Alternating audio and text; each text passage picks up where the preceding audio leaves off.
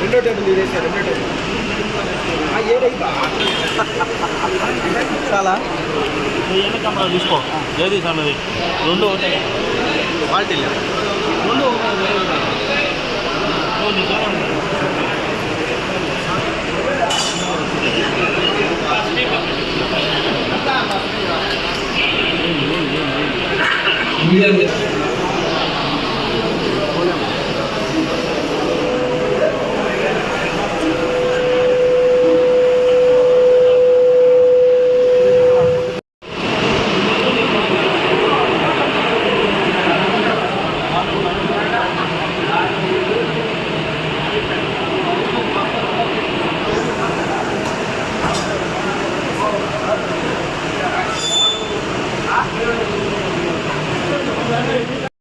వందల కోట్ల రూపాయలు ఖర్చు కూడా చేయడం జరిగింది.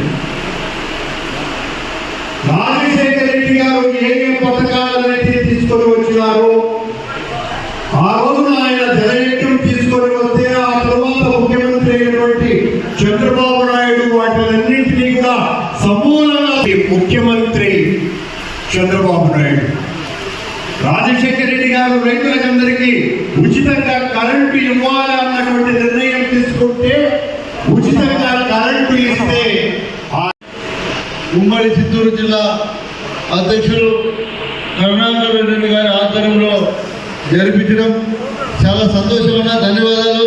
అదేవిధంగా ఈ వేదిక మీద ఉన్నటువంటి అత్యంత మహారాజులందరికీ కూడా పేరు పేరున ధన్యవాదాలు. అదేవిధంగా వేదిక ముందున్నటువంటి అందరికీ కూడా పేరు పేరున నేను ధన్యవాదాలు తెలియజేసుకుంటూ ఈ గడిచిన 22 నెలలు చూస్తే కేవలం రాజకీయ కుట్రలు జగన్మోహన్ రెడ్డి గారు వేసుకున్నటువంటి మార్పును చెడిపేయాలి అనే విధంగానే ఈ కూటమి నాయకుల ప్రవర్తనను మనం చూస్తున్నాం.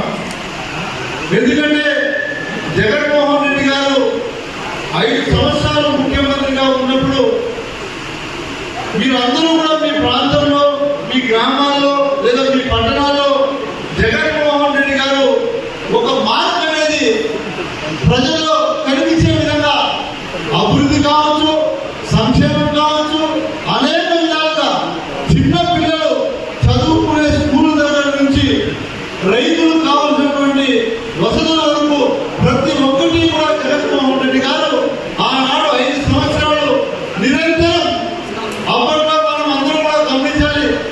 కోవిడ్ కారణంగా దాదాపు 2 సంవత్సరాలు మనం బయటకు వచ్చే పరిస్థితి లేకపోయినా సరే ఎన్నో ప్రాజెక్టులను పూర్తి చేయాలి అనే దిశగా దాదాపు 80% పూర్తి చేసినటువంటి పనులు కూడా ఈరోజు ఆపి జగన్మోహన్ రెడ్డి గారికి ఈ ప్రాజెక్టు పూర్తి చేస్తే ఎక్కడ మంచి పేరు వస్తుందో అన్న ఆలోచనతో ఈ కూటమి నాయకులు ఎక్కడ కూడా పనులు జరగకుండా చూసుకుంటున్నారు. మీకు ఒకటే తెలియజేస్తున్నాం, రాయలసీమ ప్రజలందరూ కూడా ఏదో కూటమి నాయకులు మాయమాటలు నమ్మి మీరు మంచి చేస్తారనే ఆలోచనతో మీకు అవకాశం ఇస్తే మీరు చేస్తున్నటువంటి పరిపాలన, మీరు నడుచుకున్నటువంటి ధోరణిలో రాయలసీమ ప్రాంత ప్రజలందరూ కూడా గమనిస్తున్నారు. ఖచ్చితంగా రాబోయే రోజుల్లో మీకు తగిన బుద్ధి తెలియజేస్తారు. రాయలసీమ ప్రాంత వాసులందరూ కూడా తెలియజేస్తున్నారు.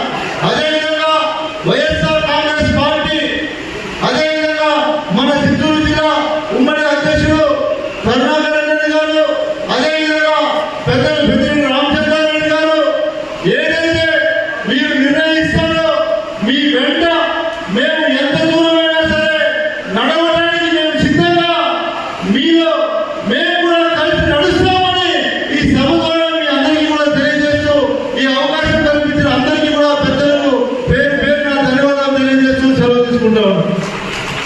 అనుభవం ఉన్నటువంటి నాయకుడు. రోజు మనం రాజకీయ ప్రసంగాలు చేస్తూ ఉంటాం, రాజకీయ విమర్శలు, అవతల వాళ్ళ విమర్శల్ని ఎదుర్కొంటూ ఉంటాం.